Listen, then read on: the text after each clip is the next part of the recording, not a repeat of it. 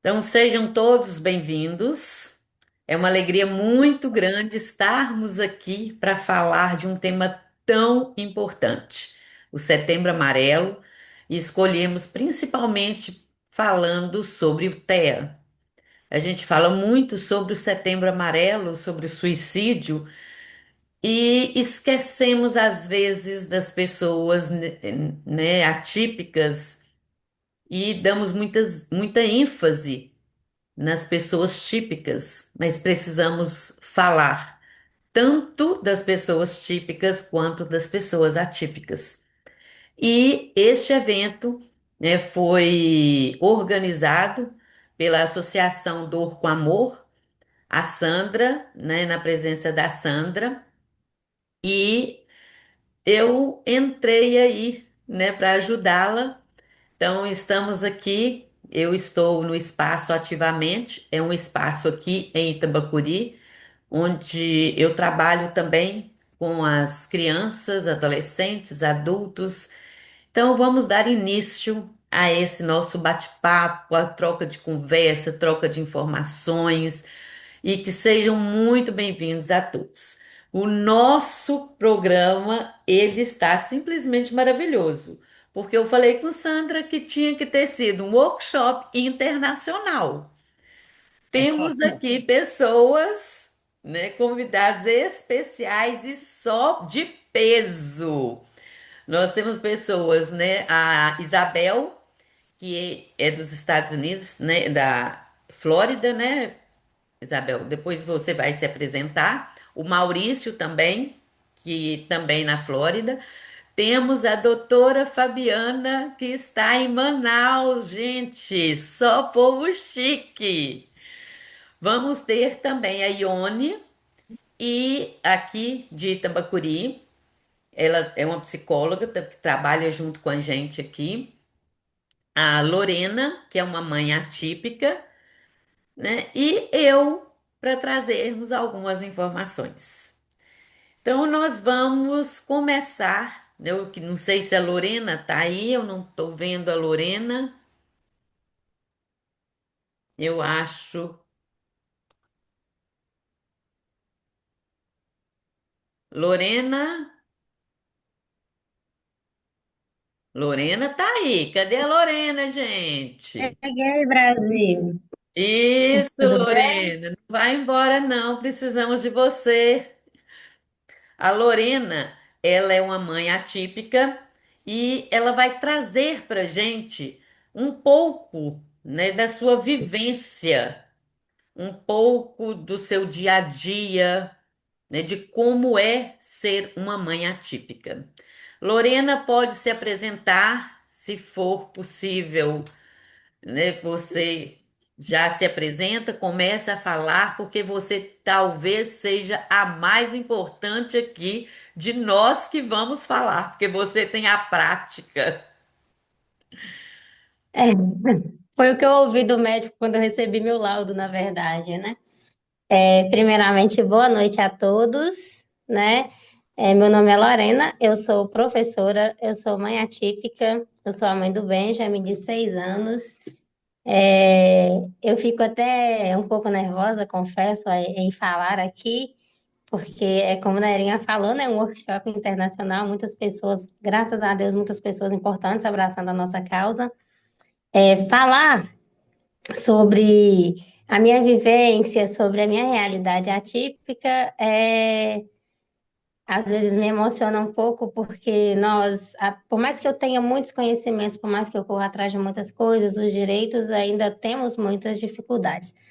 Eu vou iniciar falando, né, que eu quero primeiramente agradecer a Sandra quando ela me convidou para fazer parte desse projeto.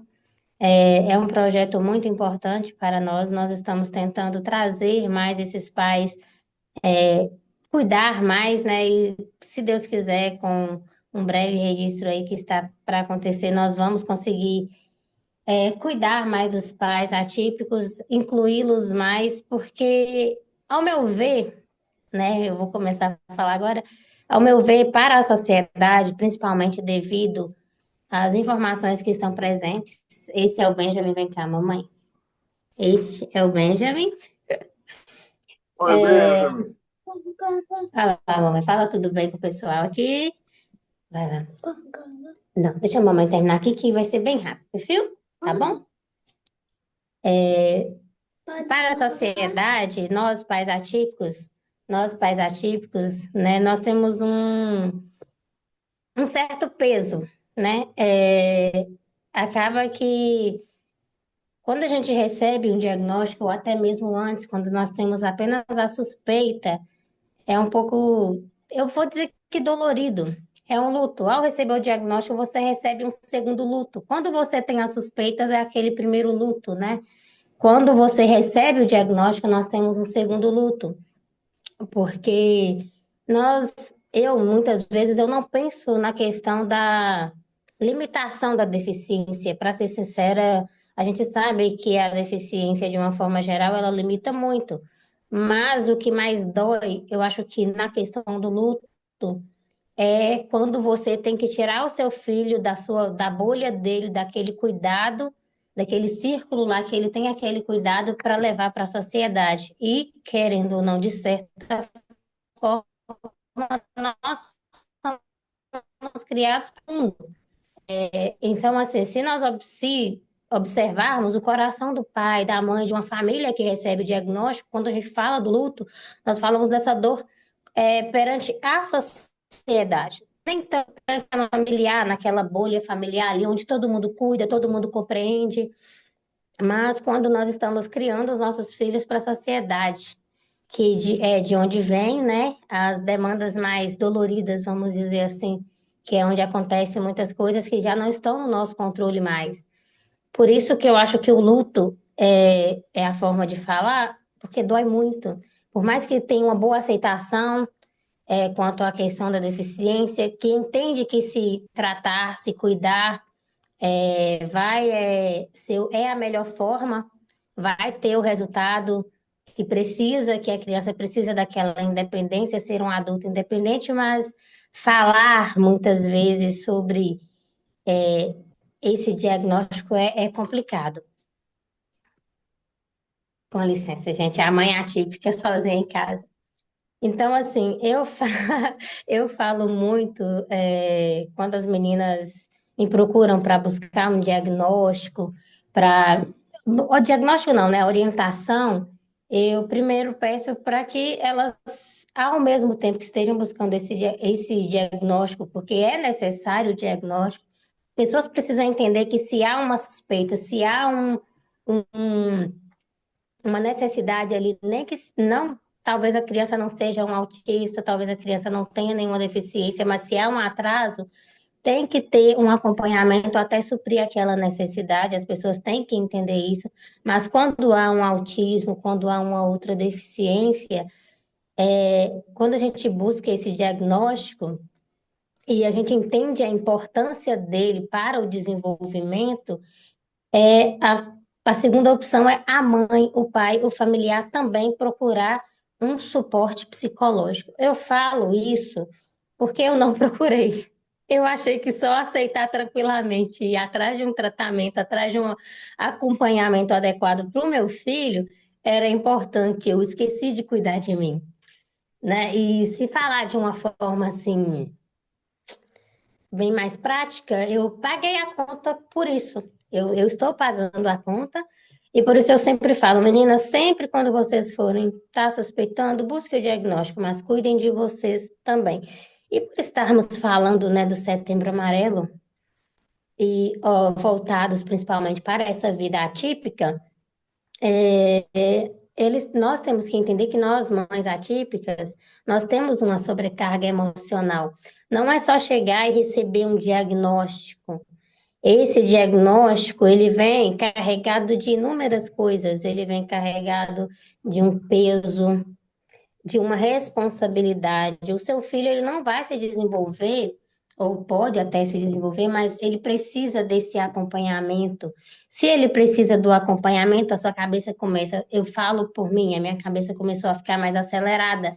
Eu precisei praticamente abrir uma empresa na minha cabeça, é a forma de falar, porque eu precisava bater metas, eu precisava levar meu filho na terapeuta ocupacional, na fonoaudióloga, na psicóloga, fisioterapia, tinha que fazer o futebol para as outras questões de socialização também, atividade física de uma forma geral, tem que ter um acompanhamento psicológico. Quando é uma criança com múltiplas deficiências, acaba complicando mais um pouquinho, né? Que no meu caso, meu filho também tem a perda auditiva, faz acompanhamento ortopédico.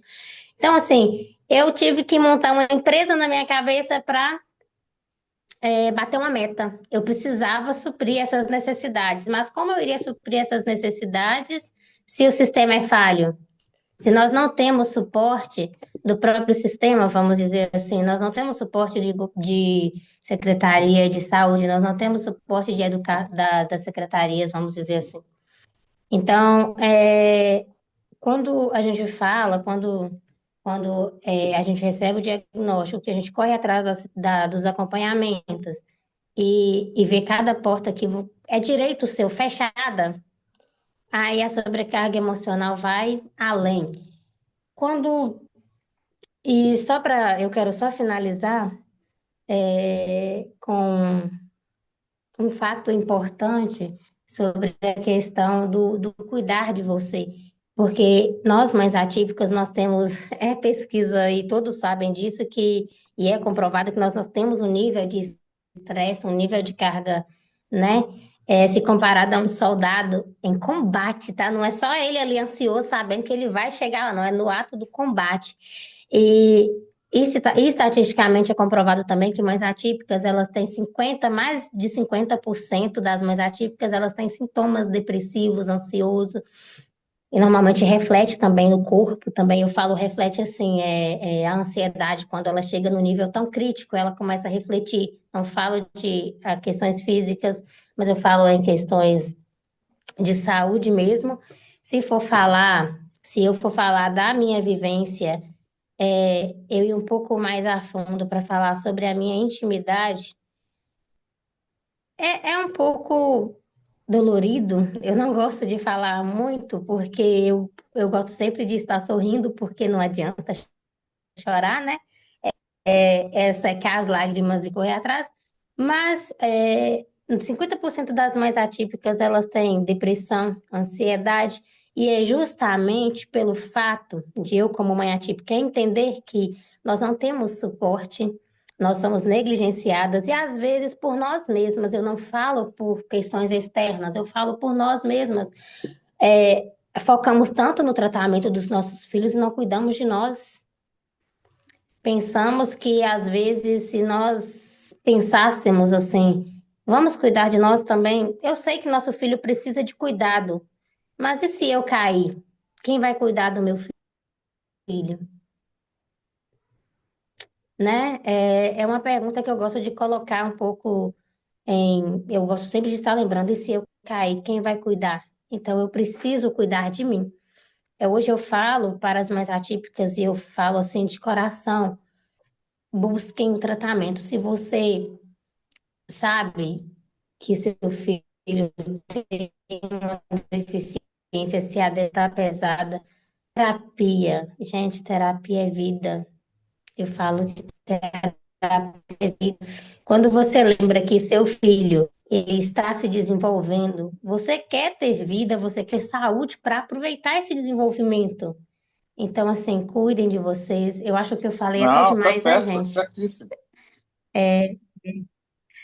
Então, assim, e tem uma outra frase que eu até anotei aqui no meu papelzinho para não esquecer, só para falar com vocês sobre. A gente entende que o maior medo da mãe atípica é de morrer e não ter ninguém para cuidar dos seus filhos. É por isso que eu falo: se você tem medo, vamos nos cuidar, não nos negligenciarmos, porque é importante entendermos.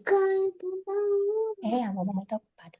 É importante a gente entender que se quando nós cuidamos de nós mesmos, não sei, que quando nós cuidamos de nós, nós estamos dando o melhor para os nossos filhos. E eles precisam do nosso melhor também. Nós precisamos, mas eles também necessitam. Então,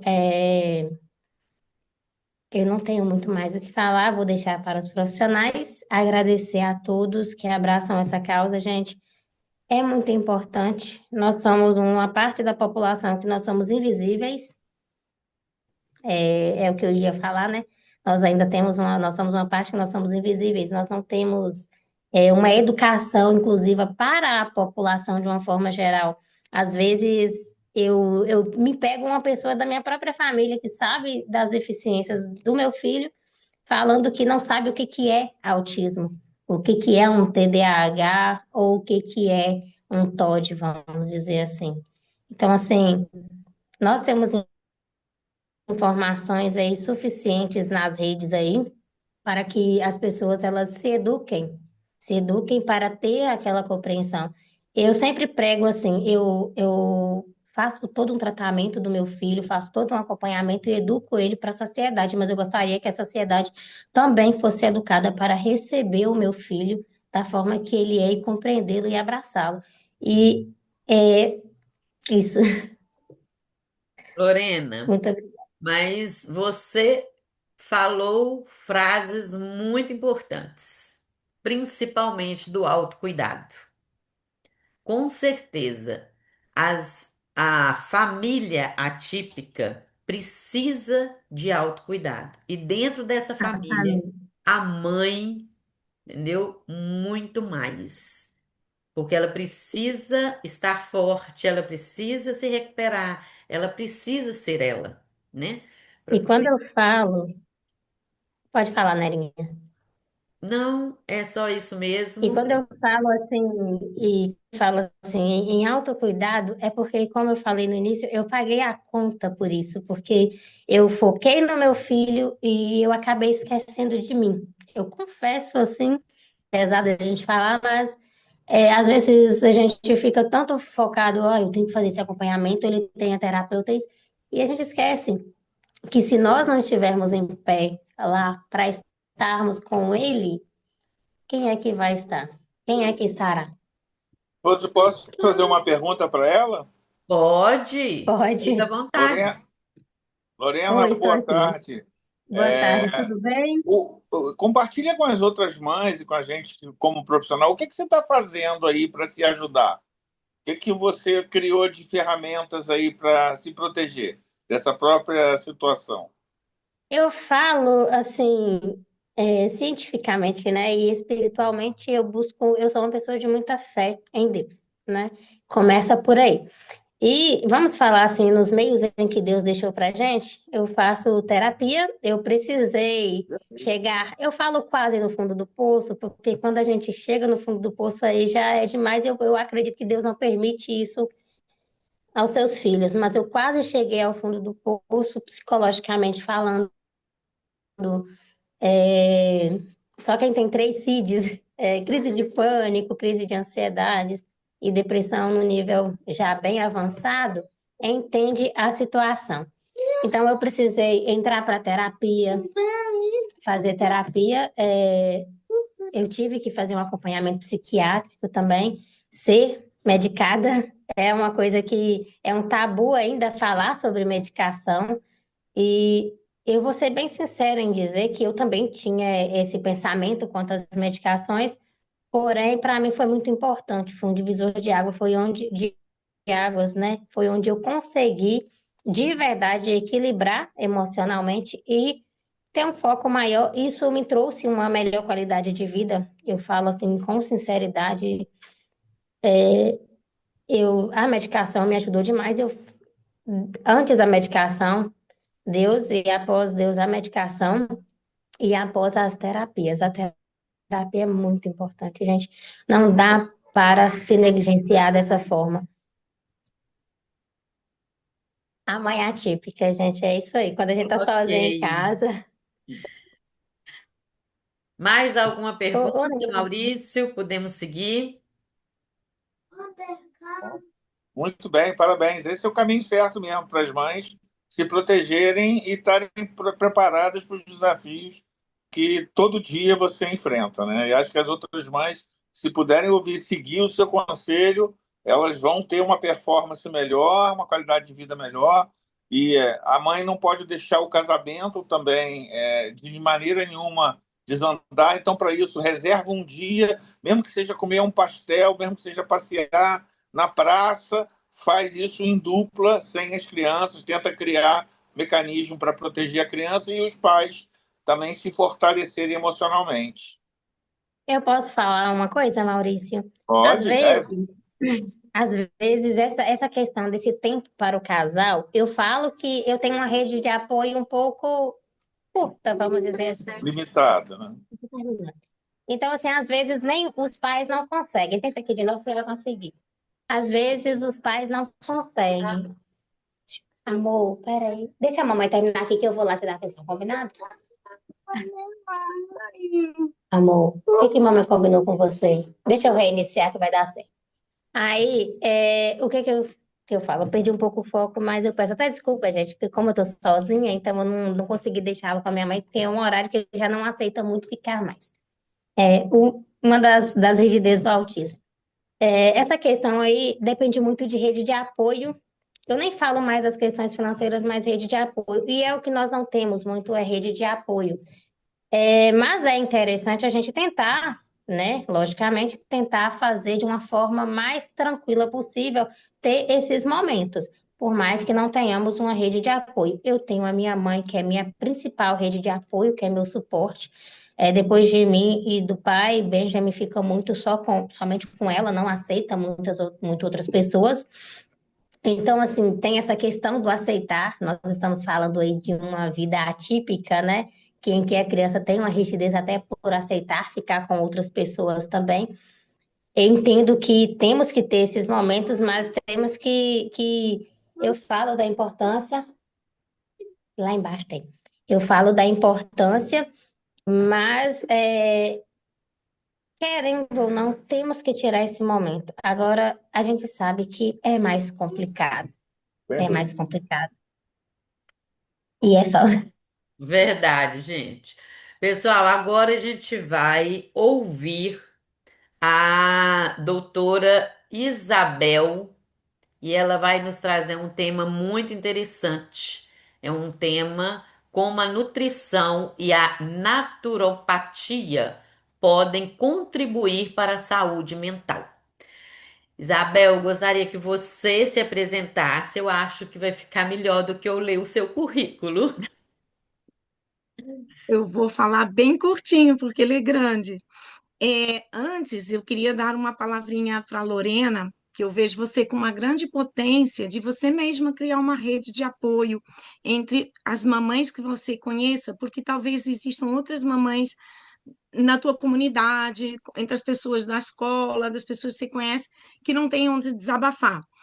Na minha prática clínica, mediante isso, tem 6 anos já, eu criei online, que atende, temos pessoas, famílias, profissionais, tanto do Brasil, Estados Unidos, em todas as partes, Canadá, Europa, que se chama Ser um A, que é ser um autista, é um ser de amor, no qual o nosso querido Maurício, a doutora Fabiana, a própria Sandra também fazem parte. Antes estava presente a Denise, que também é uma psicopedagoga, então, a gente tem esse grupo de apoio, nem que seja online, e quando é possível, a gente faz encontros presenciais, celebramos o aniversário do grupo, como tem o Dor com Amor, que tem 2 anos, que de vez em quando eu também dou apoio a eles. Não existe essa coisa, isso foi uma coisa que eu trouxe bem claro, não existe essa rixa, um é o seu amor, tem que ter ciúme do outro, não, a gente está aqui com o mesmo propósito.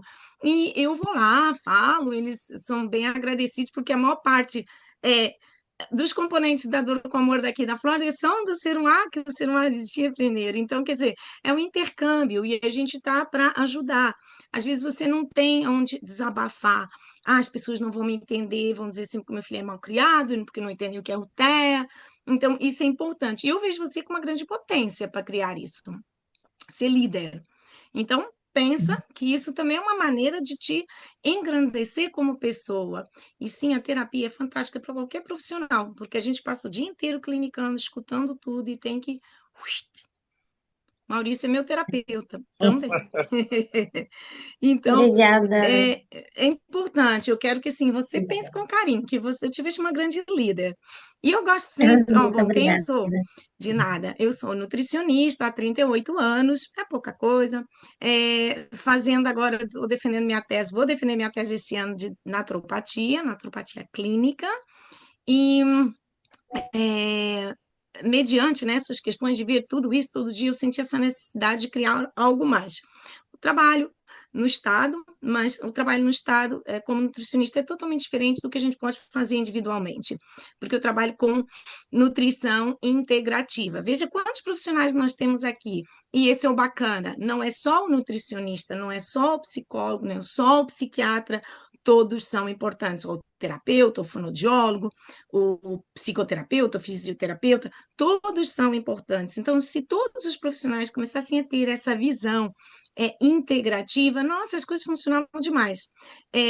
O nosso ministro da Saúde, vamos dizer assim, o John Kennedy agora está trazendo a questão do autismo bem aberta, algumas questões mais polêmicas, vai ter um monte de mamães me perguntando sobre a medicação, eu já sei disso, mas esse é outro assunto para outro debate, não aqui neste momento, e então eu trabalho com nutrição voltada à saúde, não só a neuronutrição, mas criei online um instituto que se chama Instituto de Saúde nas Fases da Vida, no qual a gente trabalha com a pré-concepção, fazendo a programação metabólica, e isso é muito legal para as famílias que pensam em ter outros filhos, não temerem, mas meu filho é autista, todo mundo vai ser autista. Sim, nós sabemos que existe um percentual muito grande geneticamente, mas não necessariamente se você fizer uma programação metabólica.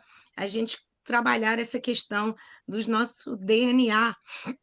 Então, nutrir nossas células. Então, nós podemos trabalhar da pré-concepção até a idade geriátrica, até a última fase da nossa vida. Então, eu criei esse um instituto, ele é virtual, mas eu tenho vários profissionais, tenho um grande parceiro que também é nutricionista, naturopata e farmacêutico, porque sim, eu não domino a farmácia, não sou farmacêutica, e no autismo, e assim como diversas outras doenças ou comorbidades que as pessoas usam medicamentos, eu preciso ter o conhecimento desse profissional para poder saber a interação.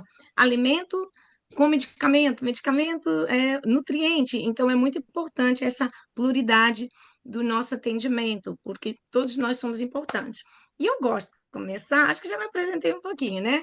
Tenho estudos na Harvard, por aí, sou membro de vários, da Sociedade Brasileira de Nutrição Funcional, da nutrição integrativa aqui na América, é muita coisa, eu não vou ficar falando de mim. Oi, Eu vou Isabel, fazer. quando você Diga. precisar que eu projete o slide, você fala, tá? Ah, sim, eu aviso sim. Quando eu chegar lá naquela fase, Maurício, sabe qual é aquela minha frase que eu gosto muito? A Microbiota! microbiota! Quando eu falar de microbiota. Então, eu vou começar com uma frasezinha. Alguém de vocês, por acaso, talvez a doutora saiba, porque é aí do Nordeste, alguém ouviu já falar em Nelson Chaves? Ele não é cantor, não, tá, gente? Não é Nelson Ned, não é isso. Alguém sabe quem foi Nelson Chaves? Nelson Chaves para o Hum. Brasil foi assim, uma peça muito importante, que possa parecer que agora está na moda, né? Essa saúde mental, mas ele foi um grande médico nordestino, pernambucano, que ele tratou da desnutrição no Brasil. Então, ele trazia, nos anos 60, uma bandeira muito grande, que é a má nutrição, ela é responsável pela detoriação. Opa, que o português está esquisito. Detoriação, assim que é, física e mental. Ora, já nós falávamos de saúde mental lá atrás, ele já brigava com isso, já trazia a questão da nutrição para a saúde mental. Isso era anos 60, né? Então, hoje em dia, a gente já fala assim de uma maneira mais enfeitada, mais bonita, com nomes difíceis, que é a epigenética e a nutrigenética.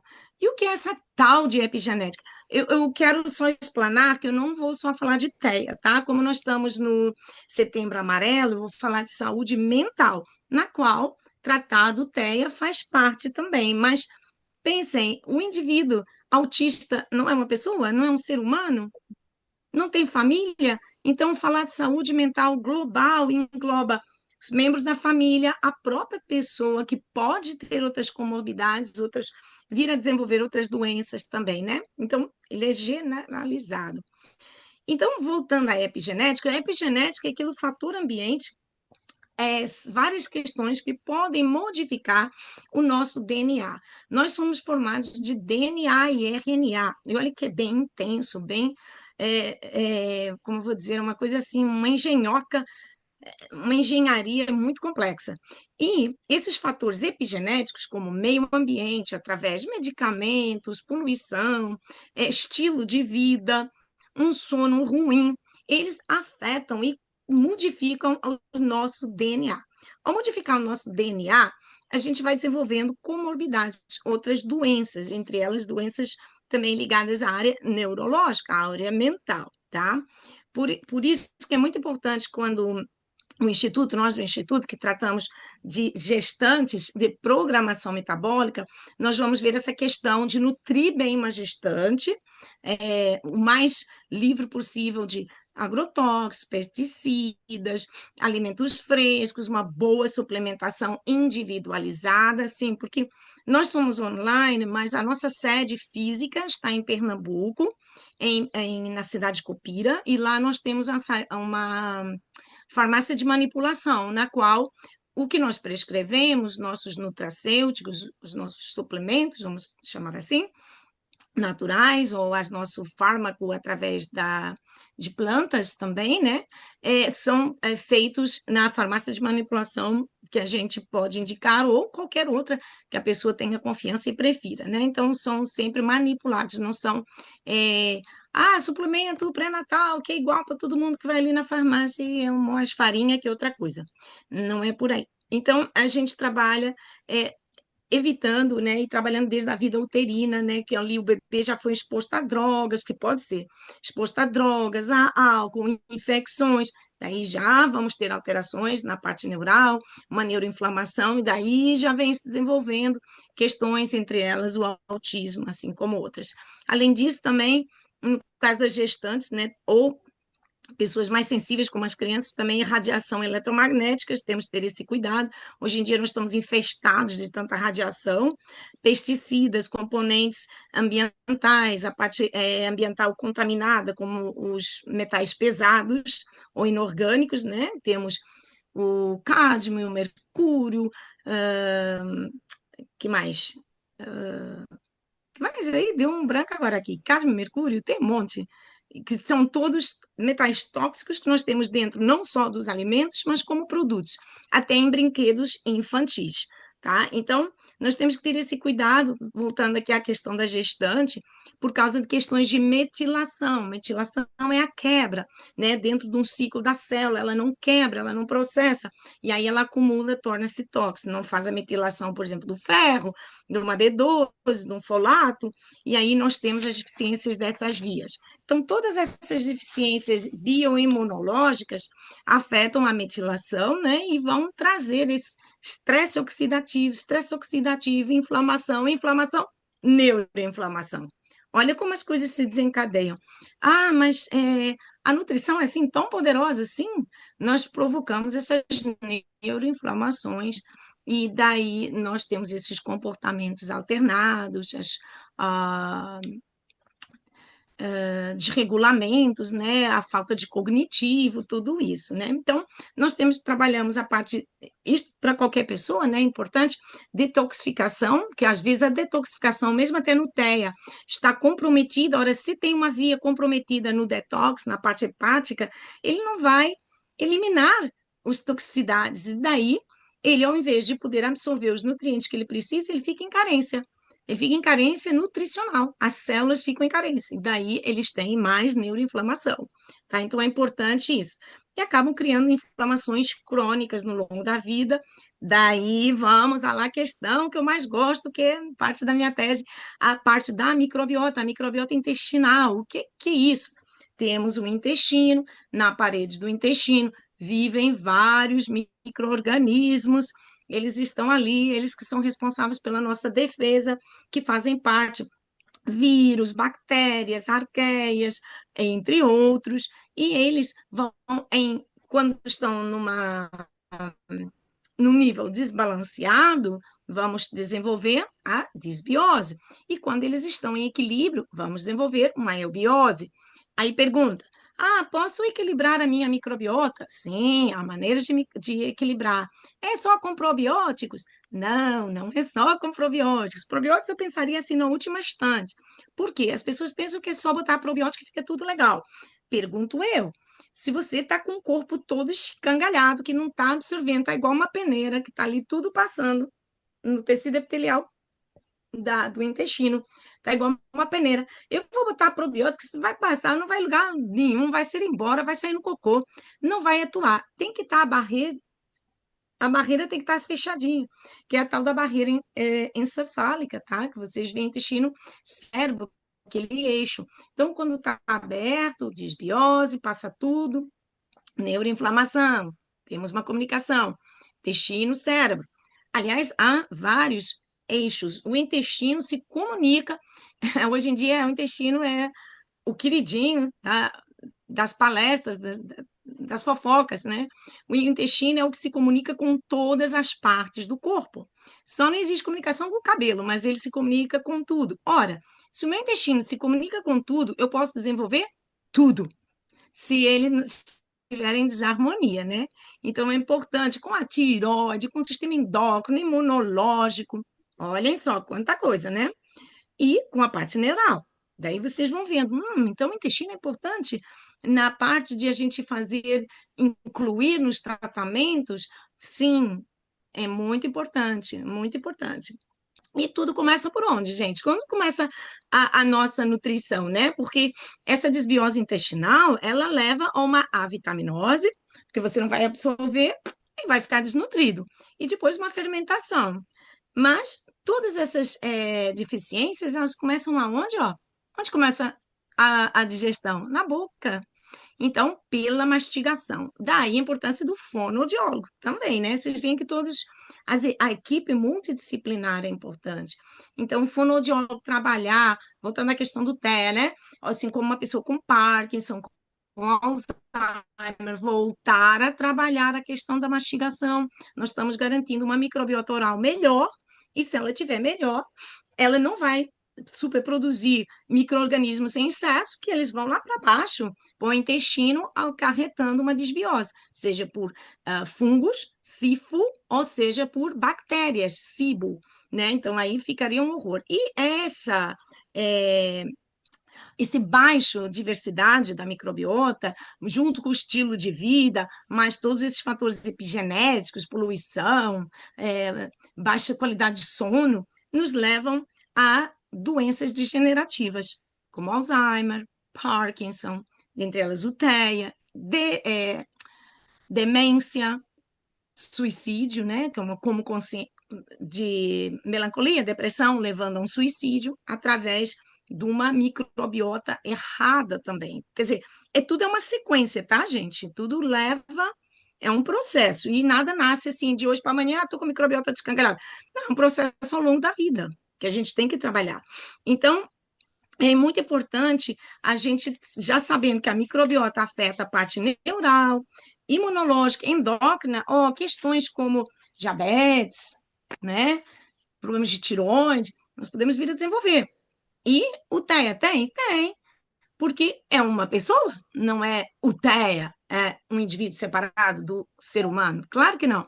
Então, todas essas comorbidades podem estar presentes, ou irão estar presentes ou não, se não forem cuidadas, se não tiver esse olhar integrativo, multidisciplinar e preventivo, gente. Eu gosto de trabalhar com medicina preventiva, não trabalhar com doença. Essa é a mentalidade da medicina funcional, ou nutrição funcional, é trabalhar com a raiz da causa e prevenir. Então, por exemplo, nós fazemos leituras de exames laboratoriais, não apenas, está dentro do valor, está legal, está dentro do valor, está normal. Ok, está normal, mas é funcional? Não. Então, aqui eu já vejo uma questão, quando a gente olha os exames, né, que poderá vir a desenvolver um problema ali na via da amônia, um problema que vai levar levar a coágulos. Então, é muito importante ter essa visão holística da coisa em si, né? E falando das questões neurológicas, dos transtornos neurológicos, através do estresse, claro, ele vai modificando, né? Nós podemos desenvolver novamente ansiedade, esquizofrenia, autismo, Parkinson, depressão, Alzheimer e tudo isso. Por quê? A microbiota, ela é responsável por quê, minha gente? Por produzir os nossos neurotransmissores. Ora, autismo tem um pequeno problema ali com os neurotransmissores. Se eu tenho uma microbiota escangalhada, eu vou estar produzindo neurotransmissores? Não, não, não. Ou eles vão estar em baixa, né? Ou alguns vão estar assim super desregulados. E daí, por exemplo, quais seriam eles, né? Que são importantes? O GABA, epinefrina, dopamina, serotonina e acetilcolina. Então, tudo isso a gente trabalha através de uma prescrição, num plano alimentar adequado, nós podemos ajustar. Sempre tem que ser via medicamentosa? Nem sempre. Nós somos do Instituto contra Medicamentos? Não. Novamente, nós trabalhamos como multidisciplinar, ora integrativo. Nós usamos a nutrição integrativa. Nós vamos integrar os nossos pacientes que usam medicação e adaptar a nossa conduta. A um ponto que eles poderão fazer desmame, sim. Ou se usam dosagens de 500, chegará uma dosagem de 100. Nós trabalhamos com síndromes bem raras.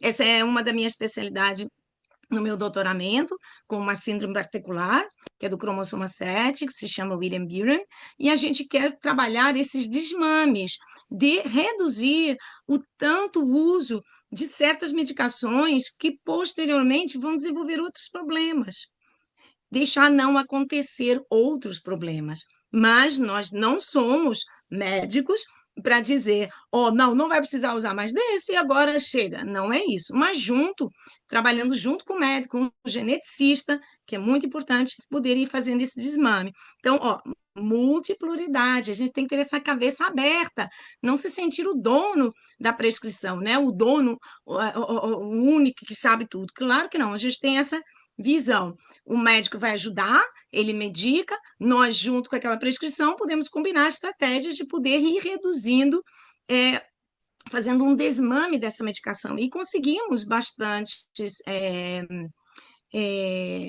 como vou dizer, sucesso, né? Sucesso nas nossas prescrições e nas aptidões que se seguem depois com os nossos pacientes, né? Então, é importante. Eu acho que eu tenho aí agora um slidezinho que a gente podia ver, né? Se quiser compartilhar, eu não sei, é como se eu vou ver aqui. Como que a gente vai ver? Porque eu estou na tela que eu estou vendo todo mundo. Legal, legal. Oba! Então, aqui, novamente reforçando, isso foi de um congresso que nós participamos de saúde aqui, saúde neural, aqui na Flórida. Isso são algumas dos problemas que desencadeiam uma microbiota em desbiose. Vocês podem ver também, tem os outros problemas que são saúde neural, né? Saúde mental, como transtornos alimentares, a bulimia, a compulsividade alimentar, o estresse, depois também os distúrbios gastrointestinais, que no autismo há demais, né? Nós temos a esofagite, que é trípica e terrível, que ela aumenta muito ainda a questão da desbiose, que levam à tristeza, à ansiedade, à depressão. Depois, com tudo isso, a microbiota toda escangalhada, ela vai aumentar essas ocitocinas inflamatórias que vão causar mais redução do que seria produzir anti-inflamação e nos vai levar a doenças neurodegenerativas. O próximo, por gentileza.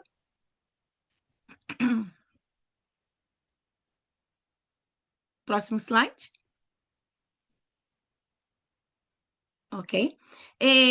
Como que essa nutrição, então, pode atuar, que é importante saber. Então, como é que o nutricionista pode ajudar a nossa microbiota? Bom, voltando lá, a gente vai promover essa saúde da gestante, um parto normal versus um parto cesariana, o aleitamento materno, são questões que vão fortificar já a microbiota do bebê, né, já do neonato, né, que se segue.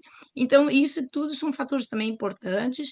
No TEA, nós sabemos que há um maior risco de desenvolver as doenças celíacas, então o nutricionista que acompanhar essa criança já vai ficar mais antenado a tendências à obesidade por causa da rigidez e seletividade alimentar. As crianças geralmente têm uma predileção de comer só aqueles farináceos, comidas junk food, etc. Então, já temos que ter esse cuidado. Estímulo, novamente, o estímulo do aleitamento materno trazendo a microbiota, redução desde os diabetes gestacionais, medicação que a mãe foi exposta, isso tudo poderá acentuar essas características a um desenvolvimento, sim, atormenta, né? Seletividade alimentar é algo que atormenta, mas não é algo que vem para ficar, tá? Tudo nessa vida a gente pode trabalhar, mas depois eu dou um adenozinho a isso, pode me voltar a perguntar. Nós vamos ajudar, através da microbiota em equilíbrio, reduzir essa questão da ansiedade e depressão. Depois temos as síntese de vitaminas. Ora, se temos um intestino que está escangalhado, nós não vamos ter a capacidade ou produzir as nossas absorções das nossas vitaminas, a produção, principalmente do complexo B, e a própria absorção, que elas são importantes, como a B12 nos pacientes ou nos portadores de depressão. E também é muito importante reduzir esses alimentos, né, que tem esse fator, como alimentos chamados alimentos opioides, que são os alimentos de concentrações de açúcares refinados, corantes industrializados, a soja, a caseína, que é a proteína do leite animal, qualquer animal, tem a casomorfina também, tem o glúten, e tem outros dentro dos farináceos, dentro do glúten, que também são inflamatórios, atuam como opioides. Um opioide é como uma droga, tá, gente? É um opioide, né? Como uma cocaína, uma heroína, né? São níveis mais altos, como uma heroína. E ele causa todo aquele transtorno neurológico e comportamental.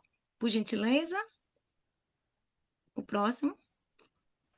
Além disso, né, também, como estamos no Setembro Amarelo, que é saúde mental, demência, Alzheimer, o envelhecimento celular, nós todos vamos envelhecer, não existe eles querem criar aí umas ideias aí da gente viver 200 anos, mas, gente, as células se desgastam, a gente pode prolongar, dar uma melhor qualidade de vida, uma melhor longevidade. Então, vamos cuidar, vamos nutrir as nossas células. E isso que nós fazemos nas nossas prescrições, nutrir as nossas células. Trabalhar as questões das doenças autoimunes, do câncer, que mês que vem estaremos falando e trazendo prevenção com câncer, vamos trabalhar num encontro também aqui na Flórida sobre o câncer, as artrites, que também são questões inflamatórias, né? Esclerose múltipla, e a redução do cortisol, geralmente ligado ao nível de estresse, nós encontramos, principalmente as mamães, cuidar das mamães, das famílias, tem um estresse horrível, coitadas, não é fácil, é uma rotina muito difícil, muito pesada, e o cortisol das mamães vai lá no top. E é como a mamãe Lorena falou, se não cuidarmos das famílias, primeiro nós gostamos de atuar com as famílias, com a mãe e com o pai, tratamos da mãe e do pai, para conseguirmos ter um melhor alcance no tratamento dos filhos portadores de TEA. E a maior resistência, quando a gente vê uma mamãe que já chega resistente, dizendo, meu filho não come de nada, meu filho não gosta de nada, isso aí não vai dar certo. Eu digo, ok, o problema não é aqui o bebê, vamos tratar da mamãe. E a proposta sempre é tratar primeiro a mamãe, porque a mamãe já vem com toda aquela rigidez que automaticamente acaba passando, mesmo até inconscientemente, para os seus filhos. Então, é importante a gente tratar das famílias, tá, gente? É como a Lorena falou, se a mãe fica doente, ninguém mais vai querer cuidar, tá? Então, é importante. Sua mãe sabe o quanto é importante e como cuidar desse filho. Então, a mãe tem que estar com saúde firme e forte. O próximo, por gentileza. Vai muito mais além, né? Então, é muito mais além de prescrever uma dieta bonita, de uma suplementação. Há outras coisas que a gente tem que ter o olhar. Como seria isso? Suplementos individualizados. Exatamente, saber como cuidar. Temos vários tipos de pais, os pais que realmente são super protetivos, os que negligenciam, os que são demasiadamente atentos, os que estão ali cabeça aberta, os que estão mais fechados. Nós temos todos tipo de família. Por isso que é importante, cada vez mais, esses grupos de apoio, trazer a informação, né? Para a gente quebrar essa rigidez. Então, a suplementação com aminoácidos essenciais para termos um bom melhoramento na parte da glutamina, nos polifenóis, o revesterol. Isso aqui não é só do TEA, tá? Isso é para a saúde mental em geral. Sistemas de água osmótica, para a gente ir retirando os nitratos, que existe muito em carnes processadas. Por exemplo, nitratos, olha, nos enchidos, salames, presuntos, temos muito essa presença. Os metais pesados, que podem estar na água também, em containers, os geradores de ozônio. O ozônio é fantástico no Brasil, tem, assim, o ozônio, o tratamento por ozônio é excelente e é muito mais aberto do que aqui. Aqui há muita rigidez e há dificuldade de a gente encontrar. Tem também a questão do estado, tá? Cada estado tem suas leis, suas coisas, mas no Brasil a gente tem essa abertura de tratamentos mais polivalentes, vamos dizer assim. Novamente, ligado ao TEA, exclusivo, alimentos isentos de aditivos, corantes artificiais. Usem sempre os corantes feitos dos próprios vegetais. Isso é bacana. Você não precisa comer uma comida toda monótona, de uma cor só, mas usem os alimentos, fazendo as próprias cores, tá bem? Frutas e vegetais, para darmos uma qualidade de fibras, porque aumenta a melhor absorção, mantém o movimento peristáltico do intestino adequado, reduz a constipação, que constipação traz problemas neurais também. E aí temos os pré-bióticos, né? Nessas fibras de frutas, vegetais. Existem maneiras, eu não posso comprar orgânico. Ok, a gente pode tirar o máximo possível de pesticidas, tá bem? No remolho, deixar em água, água com vinagre, água com bicarbonato, trocando aquelas águas, e vai minimizar. E pronto, você não precisa, se não tem condições de comprar uma coisa mais orgânica, pode fazer assim. Os alimentos fermentados são fantásticos porque a microbiota intestinal ela necessita de comer alimentos que são bons para ela, que ela vai enriquecer. Quais seriam eles, né? Os fermentados, como picles, azeitonas, o miso, o vinagre orgânico, são probióticos. Também como o kefir, kombucha, a fruta kiwi. Eu sei que no Brasil o kiwi é bem mais cara, né? Que a gente tem mais facilidade, é uma fruta muito boa, que ajuda muito na microbiota intestinal. E aí depois também temos, né, dentro dessa linha, os chamados simbióticos e os psicobióticos, são aqueles que vão trabalhar mais diretamente na saúde mental, tá? Como vocês podem ver, até o colostro, por isso que o aleitamento materno cada vez mais e mais e mais é importante, e até medicações feitas à base de colostro bovino, que são nanomedicina, trabalha com isso, que é muito bom e ajuda nessa parte do sistema imunológico e anti-inflamatório também.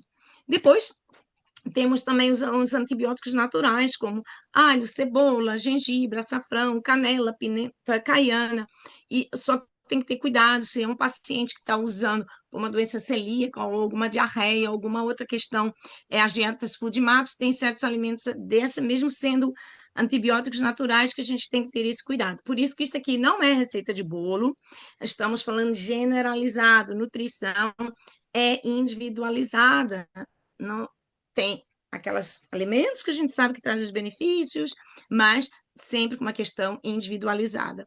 No próximo, por gentileza. Estão entendendo até agora, né? Tá tudo bem? Depois eu leio as perguntinhas, não se preocupem. Frutos secos também, eles são muito importantes. Que bom. Como, por exemplo, eu tenho diabetes, eu tenho resistência à insulina. Ok, minha gente, vamos lá, diquinha. Vamos comendo as frutinhas com frutos secos, como nozes, avelãs, amêndoas, para poder reduzir essa entrada da frutose, senão é como um shooting. Ela entra na corrente sanguínea e já dá um pico insulínico mais alto. Obrigada, Lorena, muito obrigada. E aí, então, temos também, eles também funcionam como probióticos. E, a nós tem um formato exatamente de um cérebro.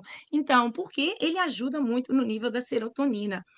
Tubérculos e raízes, as sementes, né? Essa questão, os farináceos hoje em dia estão muito pobres. Antigamente, lá atrás, na época dos egípcios, quase, o trigo era maravilhoso, não tinha essa questão do glúten. Mas aí, né, teoria de Maltz, começaram a criar, industrializar o trigo, e aí começaram a pôr o trigo pobre, e aí ele ficou cheio de leadina, de glúten, se tornou um alimento inflamatório. Então vamos usar, não quero usar o pão? Vamos usar uma batata doce, um aipim, ou macaxeira, dependendo de onde você estiver. E aí vamos estar usando tubérculos e raízes de qualidade. Ah, mas ele gosta muito de comer aveia. Use uma aveia sem glúten, é uma boa fonte de fibra. Lembre-se que o intestino tem que estar funcionando. Criança até fica fácil, fácil, 5, 6, uma semana sem fazer cocô, tá? A gente trata muito isso. Lembrar também de usar os ômega 3, os azeites de oliva prensado a frio, num vidrinho de frasquinhos de vidro, de preferência vidro escuro, para não ter exposição da luz, ou óleo de coco, mas o coco tem que ser sempre uma dosagenzinha mais, vamos dizer assim, vocês têm que ser mais miseráveis a usar o coco, tá? Por causa de não se tornar tão favorável. E o azeite de abacate também é uma gordura de alta excelência. Cacau a 60% ou 70%, porém, sem açúcar e sem leite. E isso são alimentos, podem usar esse cacau junto com uma banana. Olha que maravilha, gente. É assim, um shooting de triptofano maravilhoso. Que no TEA, lá está o probleminha da serotonina, aí vamos comer comidinhas com triptofano que vai ajudar a levar a manipular essa serotonina. Tá? O contato com a natureza. Esse de manhã, a gente estava falando aqui do sol, né? Ir lá fora, ficar olhando paradinho para o sol, para trabalhar a fadiga adrenal, contato com a natureza fazendo a aterragem, a gente descarregar esse uso dos eletrônicos, então ficar com os pés no chão, caminhar num parque, caminhar numa praia é muito importante. E hoje em dia há muito essa mania também, não é ser porquinho, não é deixar de tomar banho, mas é o excesso de limpeza. Meu Deus, não pode ter uma bactéria, não pode ter um vírus, não pode ter uma poeira. Ok, a gente não vive em bolha de vidro, ou bolha seja lá de quê. Então, esse excesso está matando com a microbiota, hein? As pessoas não estão tendo mais sistema imunológico, a gente tem um sistema imunológico nato e outro que a gente cria. E aí deixa de ter isso. Aí qualquer ventinho, pronto, já ficou doente, né? Então, a gente ter essa consciência da alimentação terapêutica sem se cobrar. Eu gosto de dizer, eu comer com prazer, sentindo que estou feliz com o meu alimento, ter essa coisa, o comer em família, né? Um momento calmo de não ter televisões, pessoas discutindo, zoada, confusão. Não, é um momento calmo. Quando a gente vai dormir, não está assim uma escola de samba dentro do teu quarto, tocando. Então, no momento de comer, a gente tem que ter, tá? Até certas culturas, como na cultura indiana, a gente come sentado no chão, aquela aterragem, porque a própria postura também sentado, de perna cruzada e no chão, elas ajudam, facilitam no trato digestivo. Mas não estou dizendo ninguém que agora a gente vai comer no chão, tá? Mas para vocês terem uma ideia como essa questão alimento, ambiente, harmonia é muito importante. E para quem sentir, eu vou estar começando uma crise de ansiedade, uma crise que não sei, não estou controlando, estou nervosa. Ok, para tudo. Vamos lá, exercício. Fechem os olhos, respirando. 1, 2, 3, segura. 1, 2, 3, exala. In and out. Inalar, contar 3, até 3, lentamente, segurar a respiração, exalar, contar até 3. E as crianças gostam muito de fazer yoga, esses exercícios de meditação. Tem crianças que praticam essa prática, mesmo sendo TEA nível alto. Tudo é uma questão de ir trabalhando, olhando a respiração, pondo a mãozinha, in and out na barriguinha. Isso ajuda muito, tá bem? Essa última parte aí é mais ligada à parte da medicação, ansiolíticos. Vamos para o próximo, por gentileza. Eu não quero também ficar muito extensa. Então, para finalizar, vamos observar o nosso intestino. O que nos fala o nosso intestino? Aquelas pessoas que sofrem de constipação crônica, meu Deus, aí está faltando uma serotonina brava, ai, ai, ai. Como que a gente pode... vamos tratar da desbiose intestinal, porque essas pessoas acabam tendo mais episódios, são pessoas sempre mais pessimistas, afeta a parte do tônus muscular, né? Trava mais uma limitação muscular, a relutância, são pessoas sempre negativas, falta de desejo sexual, tudo isso tá ali, ó. A microbiota trabalha com tudo isso, tá bem? E dessa forma vamos ter um trânsito lento, vamos acumular toxinas e, ó, aquelas pessoas também que são muito perfeccionistas, que têm só remorso o tempo todo, sentimentos ruins, que estão sempre na vingança, isso leva a uma depressão. Por outro lado, paciente que tem uma desbiose intestinal ligada à diarreia crônica, ela já tem uma questão, né, entre outras, se não for uma questão, vamos dizer, de uma colite ou alguma coisa cancerígena ou pré-cancerígena, não estou falando dessas questões, né? Mas se for do síndrome do intestino irritável, que precede antes dos outros patologias que eu falei, elas são pessoas que já vão ter nessas diarreias crônicas. Primeiro que se torna inseguro, você está num local, de repente vem uma diarreia, olha a situação, bem desconfortável, né? Então já se torna uma pessoa mais insegura, nervosa, com fobia, tem medo de estar em um evento, num local, de repente tem, né, uma situação de diarreia, aí acabam se tornando pessoas que se retraem, apáticas, e aí acabam desenvolvendo as crises de ansiedade, pânico, e aí problemas também na parte de concentração. Então, vamos observar o nosso intestino. Existe uma escalazinha, se chama a escala de Bristol, Bristol, vocês podem observar e vão lá ver de 1 a 7 qual é o tipo de cocô. Observem seu cocô. Não há mal nenhum. Nutricionista gosta muito de ver cocô, de falar de cocô, e está sempre com o cocô no pensamento. Porque a base de tudo é a porta de entrada aqui na boca e lá o intestino, né? E eu acho que é isso, minha gente. Eu queria só poder responder algumas perguntinhas, se me permitem, claro. Sim, sim. Então, deixa eu ler aqui. Seletividade atormenta, mas há maneiras de a gente trabalhar. Trabalhando nós com os nossos nutracêuticos, com a suplementação, vamos modular essas questões comportamentais.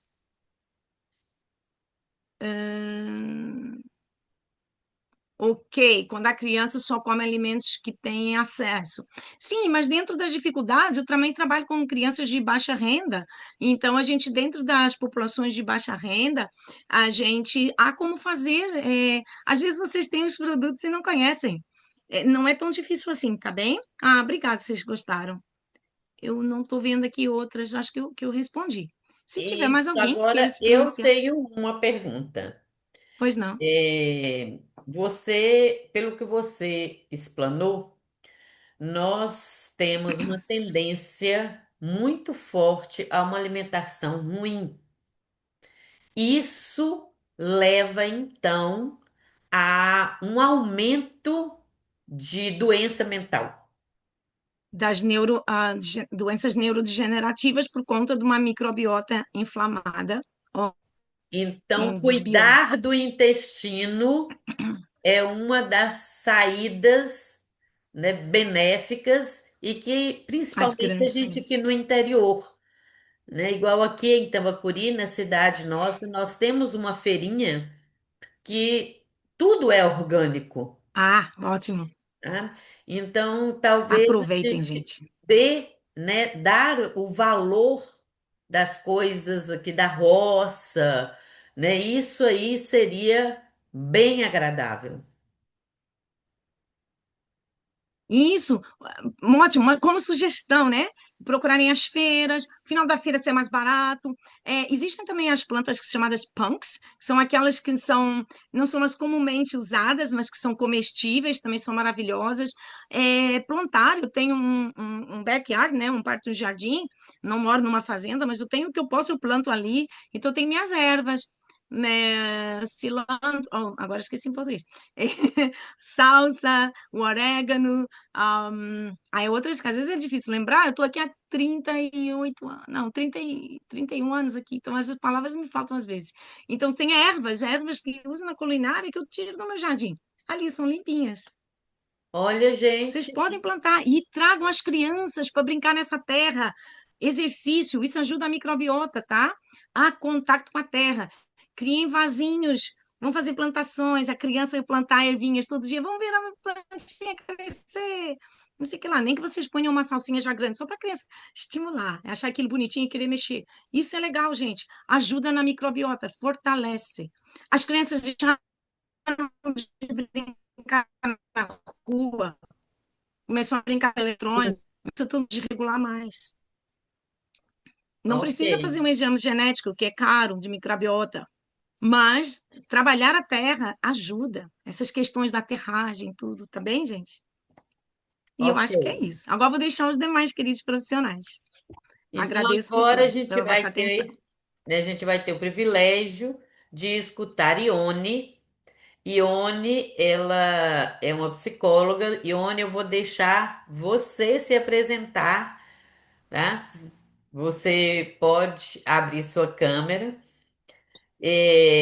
Ione falará sobre a responsabilidade de quem acolhe a primeira fala de sofrimento. Lembrando que nós estamos, né, no Setembro Amarelo e eu achei muito interessante a fala da Isabel, porque ela vem falando de saúde mental. Saúde mental é a gente olhar para o bem-estar da gente. E agora Ione vai complementar com esta fala. Ione está com você quando você precisar. Se você quiser que eu já coloque também o slide, é só você falar, mas você pode se apresentar. Boa noite, meu nome é Ione, eu sou psicóloga, trabalho na saúde na área com idosos, trabalho com intervenção também com adultos e faço atendimento particular apenas com crianças neurodivergentes. Hoje eu vou falar para vocês um pouco sobre o Setembro Amarelo, que não é só falar sobre a prevenção do suicídio, né? Que é também falar sobre alegria de viver a vida, que é falar sobre a valorização da vida. Então, aqui no Brasil, o Setembro Amarelo, a gente está com uma frase de impacto que a gente fala sobre se precisar, peça ajuda.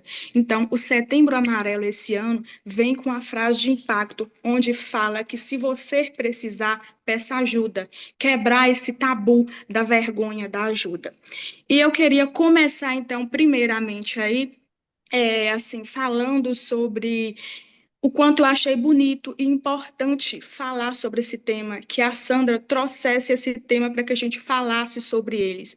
Então, eu queria começar a parabenizar, né, a equipe sobre os idealizadores que pensou no tema, no Setembro Amarelo, a importância de falar sobre ele. Essa iniciativa mostra o quanto vocês preocupam com a vida, com a saúde mental, com o cuidado de quem cuida. E eu acredito que essa missão do projeto é também isso, é olhar para o próximo, é cuidar do próximo, é falar do próximo. Queria falar também sobre a importância de quebrar tabus, a vergonha, o medo de falar sobre o suicídio. É importante que se fala para que o outro entenda que não só é dele aquela dor, que aquela dor existe, que outras pessoas também sentem esse tipo de sentimento. Então, conversar sobre isso leva com que esse tema seja mais fácil de lidar, leva com que o outro peça ajuda, sinta mais a vontade de conversar com você sobre isso. Aqui no Brasil tem uma frase bem típica e muito usada, acredito que todos que aqui hoje estão presentes já ouviu falar, que fala assim: quem fala que vai se matar, não faz. Eu costumo sempre dizer que é uma frase muito perigosa de se acreditar. Por quê? Todas as pessoas, todas as pessoas que já tentaram suicídio ou já pensaram em suicídio, de alguma forma ela trouxe sinais, de alguma forma, ou ela apresentou sinais, ou falou, ou foi um cabelo que ela puxava ali até doer, saindo os fios de cabelo, ou comia a própria unha até sangrar, ou se cortava, se automutilava. Então, de alguma forma, essa pessoa, ela trouxe à tona os seus sentimentos. De alguma forma, esse sentimento veio à tona. E se essa pessoa te procurou com essa frase de ajuda, Ofereça ajuda, acolha, escute, porque quem fala que vai fazer, uma hora faz sim. Acredite, de alguma forma, essa pessoa traz sinal, e pode ser o sinal que ela está trazendo, é falando que a vida já não tem mais graça, que a vida perdeu a graça, que não vê sentido mais sair de casa. Então, qualquer fala é um ato para a gente ficar atento, é um olhar para a gente ser mais criterioso, observar essa pessoa e pensar que não é drama, é coragem de se expor. E quando essa pessoa traz essa fala para você, ela está sendo corajosa de dizer para você o que ela está sentindo. Então, não ignore, tenha empatia, tenha cuidado com o outro. E também, eu sempre costumo dizer que não existe uma escala para a dor. Não existe como mensurar a dor do outro. Não tem como. Cada pessoa tem a sua individualidade, a sua particularidade. Cada pessoa tem o seu jeito, a sua forma de demonstrar, a sua forma de mostrar seus sentimentos. Então, não tem como ignorar o outro sem saber, sem mensurar a dor no outro. O que pode ser um peso para você, pode ser leve para mim.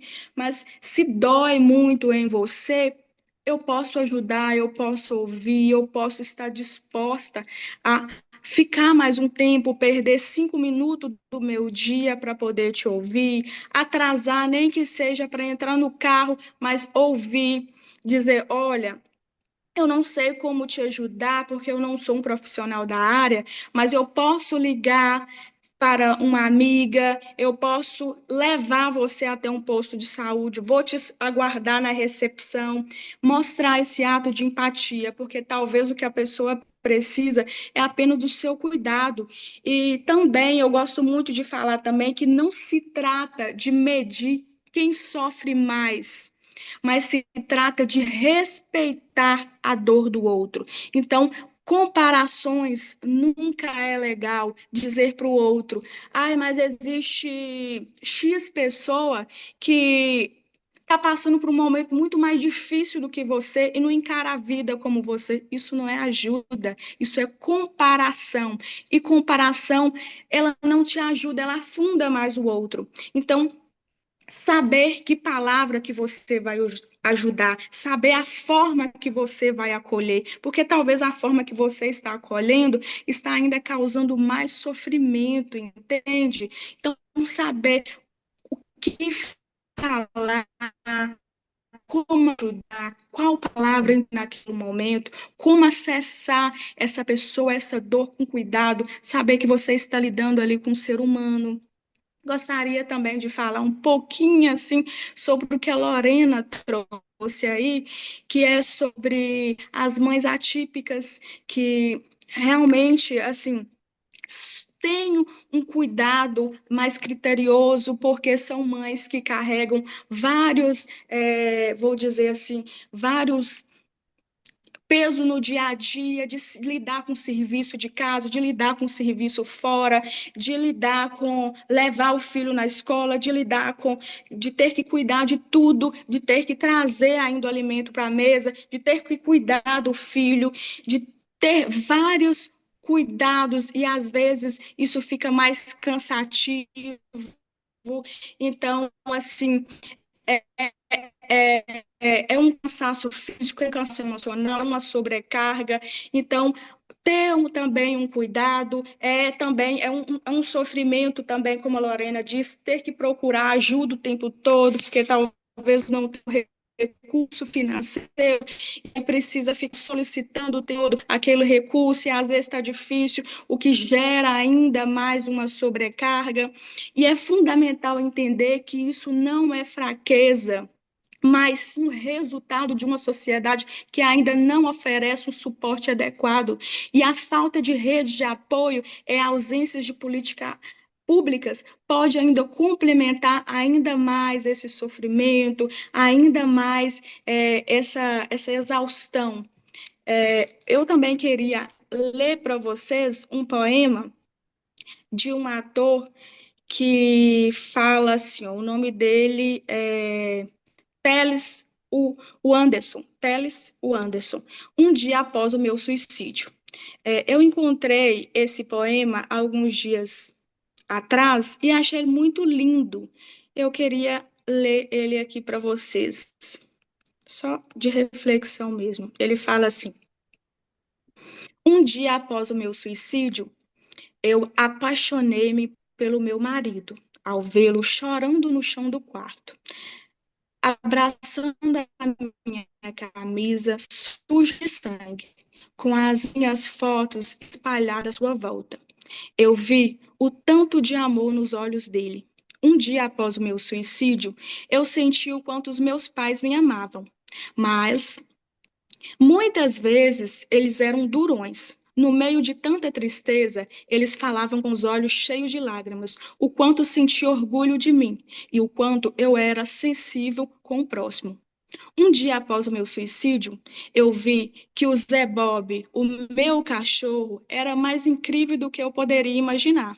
Sempre que alguém saía do elevador, ele corria para a porta e esperava por mim. Ao ver que não era ele deitava-se em frente à porta e continuava a me esperar. Um dia após o meu suicídio, encontrei-me pelos meus irmãos. Ao vê-los sentado na sala com um olhar cheio de lágrimas, eles lembravam das vezes em que brincávamos na infância e dizia: que época boa. Um dia após o meu suicídio, eu senti o quanto eu era querida e amada por aqueles grandes amigos. Eles estavam olhando as nossas fotos juntas e lembrando de todos os nossos momentos. Eles choravam por tantas vezes não ter tido tempo de ter rejeitado os meus convites. Um dia após o meu suicídio, senti que era importante para meus amigos. Eles culpavam-se por não terem feito nada.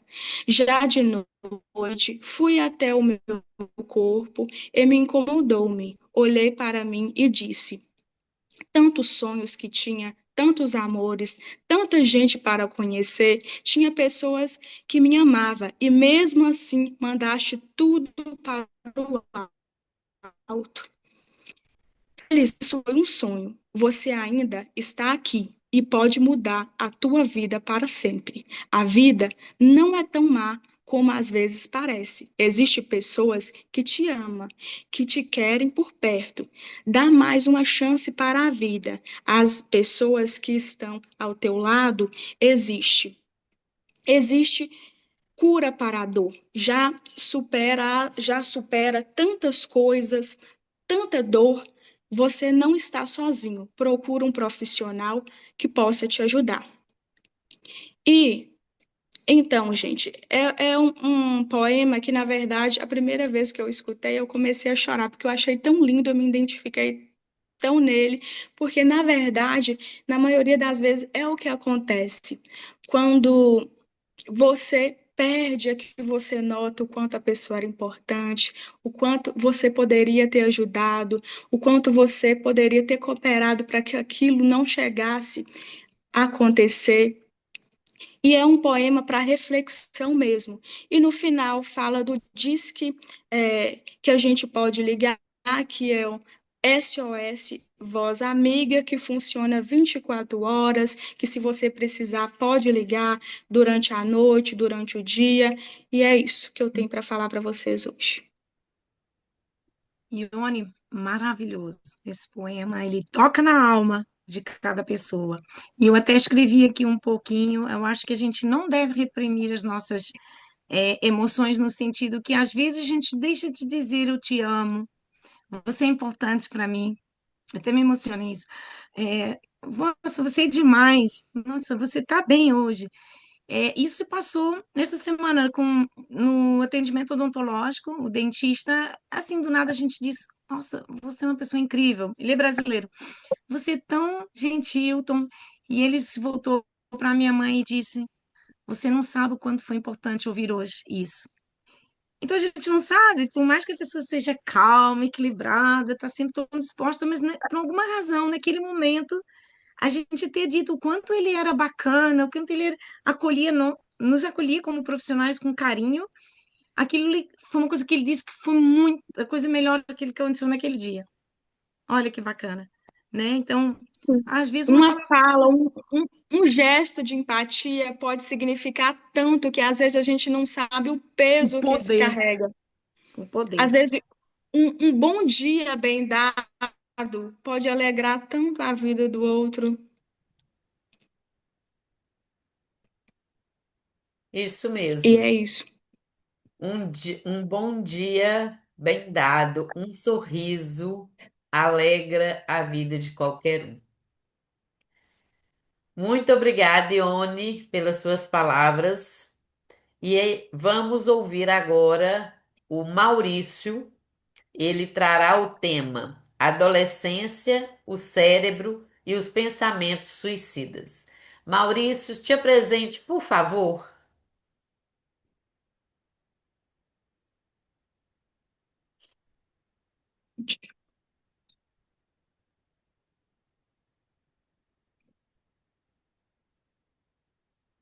Seu microfone ainda está fechado.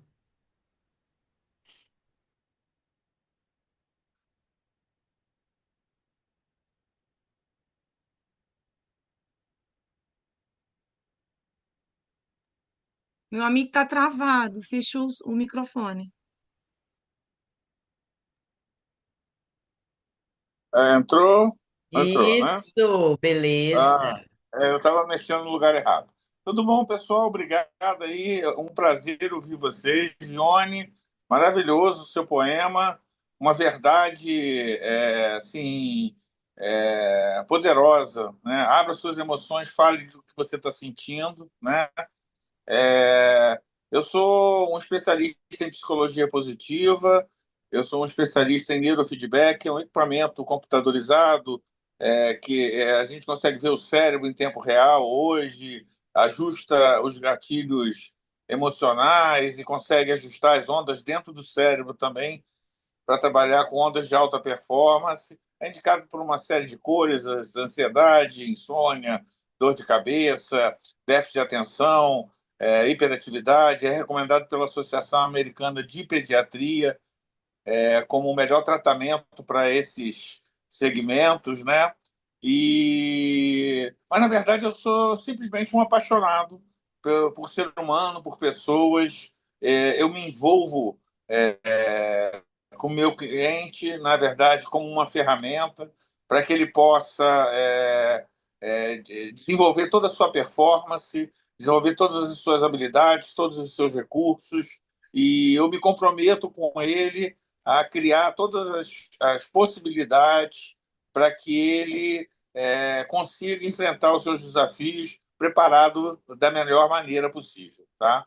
Quando a gente quando eu lancei esse título do Adolescente, o Cérebro e os Pensamentos Suicidas, porque é por recorrência ver mães desesperadas com filhos corajosos que falaram para elas desses pensamentos, dessa ideização, tá? Quando a Ione falou, se alguém falou isso, preste muita atenção e acolha. Com certeza. Isso é uma grande verdade. Não são todas as pessoas que, quando pensam sobre suicídio, vão se suicidar. Mas muitas delas, provavelmente praticamente 100% de todas que se suicidaram, antes pensaram, antes planejaram e um dia executaram. Então, quem estiver no começo dessa corrente tem uma obrigação de tentar reverter, tentar orientar, buscar recursos e buscar ajuda para que essa pessoa consiga sair desse processo, né? E aí a gente tem que olhar para onde começa esse processo, tá? Esse processo ele começa em casa, né? Não tem como não começar em casa, porque o que nós somos, né? Nós somos uma mistura genética, né? O nosso DNA, né? Ele nos mistura. Quando um homem e uma mulher se conhecem, o filho tem 50% das células da mãe e 50% das células do pai. As células não são deles. Essas crianças elas só vão ser proprietárias das suas próprias células aos 7 anos. Aos 7 anos, praticamente todas as células do pai e da mãe já morreram e foram novas células criadas. Aí sim, ele começa a construir a personalidade, ele começa a construir a sua percepção do mundo, ele começa a construir a perceber o seu entorno, né? Ele começa a se definir dentro dos padrões, né, que a sociedade impõe a ele naquele determinado lugar. Cada pessoa tem a sua visão de mundo totalmente individualizada em função do seu histórico de vida, da sua comunidade, da sua cultura, do seu colégio, da sua família, né? Então, e cada pessoa absorve isso.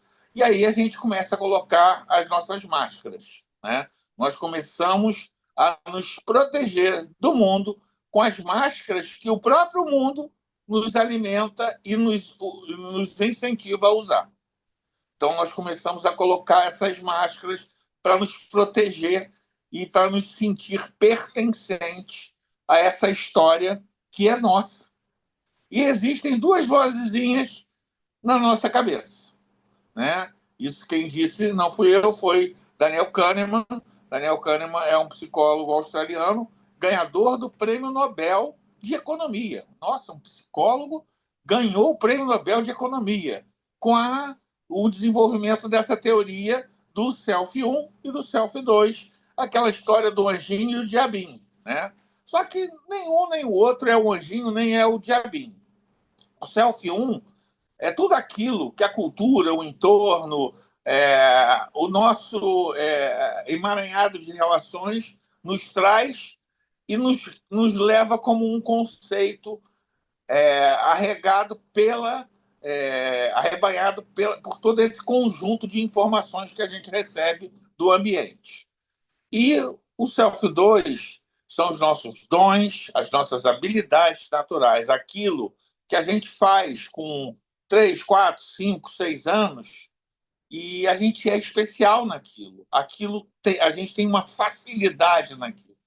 Mas, às vezes, com a melhor das intenções, um pai, uma mãe, um tio, um avô, um professor, chega e fala assim, não, não faça isso. Isso não vai te levar a lugar nenhum. Faz isso aqui, ó.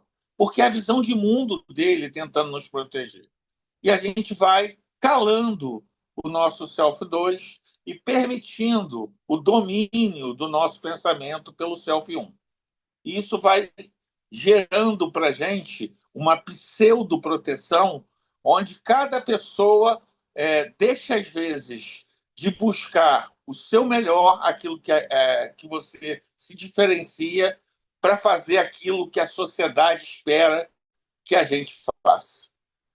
Mas a culpa não é do adolescente, nem é dos pais, nem é de ninguém. A culpa começa aqui, ó, no nosso cérebro. Primeiro, nós temos uma estrutura chamada amígdala, que ela fica nos dois lados do cérebro, tá? O nome amígdala quer dizer, em grego, quer dizer amêndoa. E é por causa do formato dela. E o que a amígdala tem? A amígdala, ela concentra as nossas memórias negativas. Aquilo que nos colocou em perigo, ou que o cérebro acha que nos colocou em perigo. Por quê? Porque o cérebro, né, ele vive para duas coisas. Proteção, né, através da nossa sobrevivência, ele quer que a gente sobreviva e quer que a gente reproduza, ou seja, que a nossa espécie continue. E ele criou 4 estratégias para a gente funcionar, porque ele olhou a gente há 200 mil anos e falou assim, nossa, esse carinha aí é meio ingênuo, ele é meio bobinho. Então eu vou ter que dotar ele de pelo menos algumas habilidades até que ele consiga ir desenvolvendo outras para preparar ele para a vida. E ele criou 4 habilidades para a gente. A primeira habilidade, todo mundo tem aqui, né? E todo mundo passou por ela em algum momento, que em algum momento teve vontade de voar no pescoço de alguém, que é o atacar. A segunda habilidade é uma outra habilidade que todo mundo aqui provavelmente passou por ela. Não dá para encarar, não. Vou fugir. Pernas para que te quero. E sai correndo dali daquela situação onde você não consegue resolver. A terceira habilidade é o paralisar. E o que é o paralisar? Deixar o tempo passar e ver se aquela situação se resolve sozinho. E a quarta habilidade é uma característica de nós mamíferos, que é trabalhar em grupo. Ah, eu não resolvo sozinha. Vamos lá, Belinha, vamos lá, Rose, vamos lá, Fabiana, né? Vamos todo mundo junto e vamos resolver essa situação que sozinho eu não estou conseguindo resolver. Tá? Então, essas características reforçam esse self-1, essa vozinha que domina. Tá?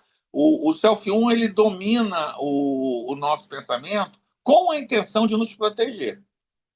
Quando a amígdala é acionada, ela provoca algumas reações: raiva, medo, ansiedade, culpa, remorso, por coisas que aconteceram na nossa vida e, de alguma maneira, nós nos sentimos enquadrados dentro dessas emoções negativas. E para o adolescente isso é muito ruim, porque eles são mais impulsivos.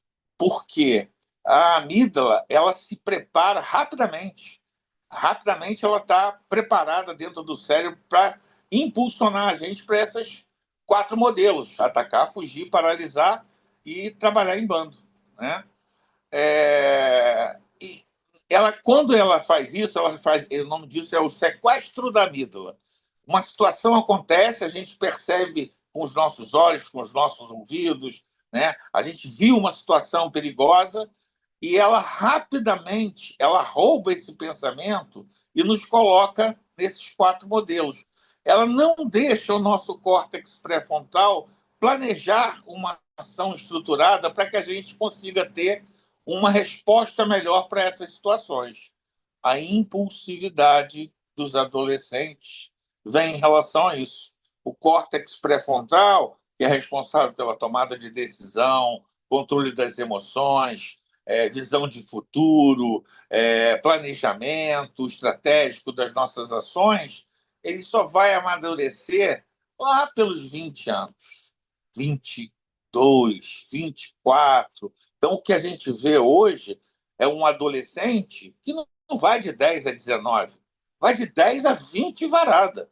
Eu conheci adolescentes com 27, 28 anos, que ainda não têm a sua tomada de decisão plenamente estabelecida, moram com as mães, jogam, não têm relações sexuais porque não têm condições de sustentar, não têm pensamento de longo prazo, e muitos desses começam a criar ideação porque os pais cobram, a sociedade cobra, e eles passam a ser vítimas de uma situação. E ainda nos venderam que o século XXI seria o século do prazer, onde a gente iria ter tempo para fazer as coisas, para aproveitar o mundo. E aí começaram a inventar robótica, inteligência artificial, as novas profissões surgiram. Eu dei uma palestra em 2015, na qual foi o primeiro congresso de neurociência ligada à educação, na qual eu falava que os adolescentes, a pessoa que nascesse naquele ano, aos 20 anos, iria trabalhar em profissões que ainda não foram inventadas. Nós temos 10 anos disso. E várias profissões já foram inventadas. E aquele nosso caminho que ou eu vou fazer medicina, ou eu vou fazer direito, ou eu vou fazer administração, né? Agora ele se expandiu por um sem número de profissões e oportunidades e visões, né? E, ao mesmo tempo, as pessoas já dizem: olha, essas profissões vão ser substituídas, né? E aí eu vou fazer o quê? E esse adolescente ali, sim, está coberto de dúvidas, medos, incertezas, preso num lugar muito específico e fácil, um meio dopaminérgico maravilhoso, que vem com uma telinha que fica na mão dele. E aí ele tem todo mundo para se divertir ali. Ele tem uma janela para um mundo de sucesso, onde as pessoas são fantásticas, viajam, têm sucesso, são influências, milionários, né? Que vangloriam-se de vitórias, mas ninguém conta as derrotas. Então, é um mundo onde aquele que tem menos, que pode menos, se sente cada vez menor. E aí sim, ideias suicidas, pensamentos, dúvidas, se tornam um lugar comum. Todo esse processo, todo esse caminho se perdeu dentro de casa. Hoje eu afirmo, daqui a 10 anos, há 10 anos atrás eu falei de novas profissões. E hoje eu vou dizer que daqui a 10 anos, nas casas, não vão existir mais a mesa de jantar.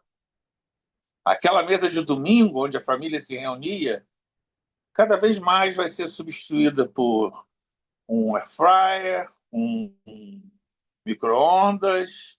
Os seus quartos viraram células, tem televisão, tem um telefone que nem precisa de televisão. Essa geração nova nem fala em televisão. Para eles, um telefone é uma televisão, é um mundo, é uma janela aberta para que eles possam assistir qualquer coisa em qualquer momento. E, às vezes, uma prisão. Hoje, o suicídio de meninas de 10 a 14, a 15 anos aumentou drasticamente, porque elas caem na mão de homens, né, ou pessoas extremamente maldosas, que, quando entram em redes sociais, conseguem pequenos benefícios, né, de um nude, um seio,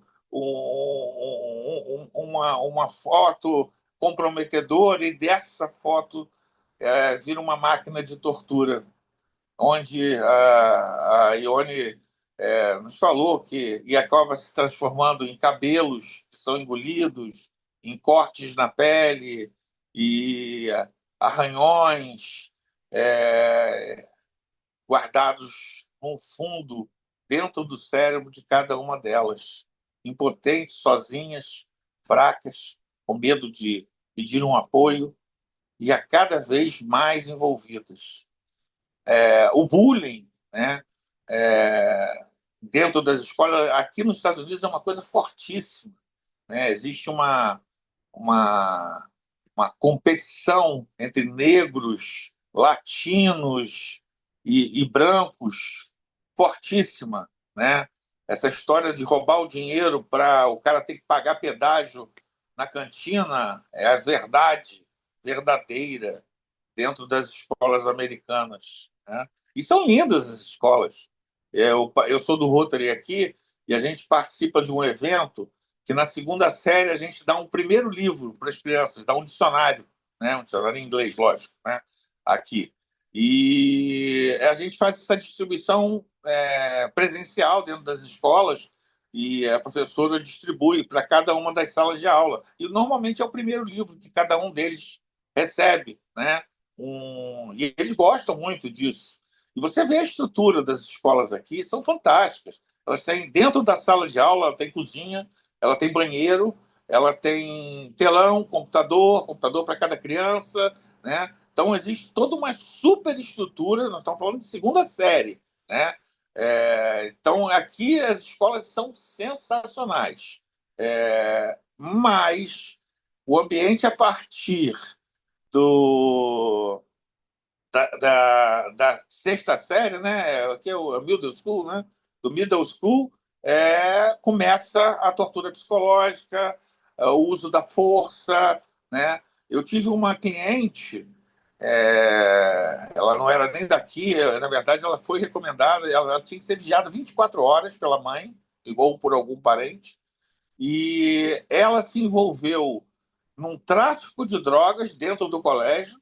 Ela tinha 13 anos, 14 anos, ia fazer 15. Ela se envolveu na distribuição de tráfico de idosos, uma lourinha linda, pequenininha, uma cara meiga, né?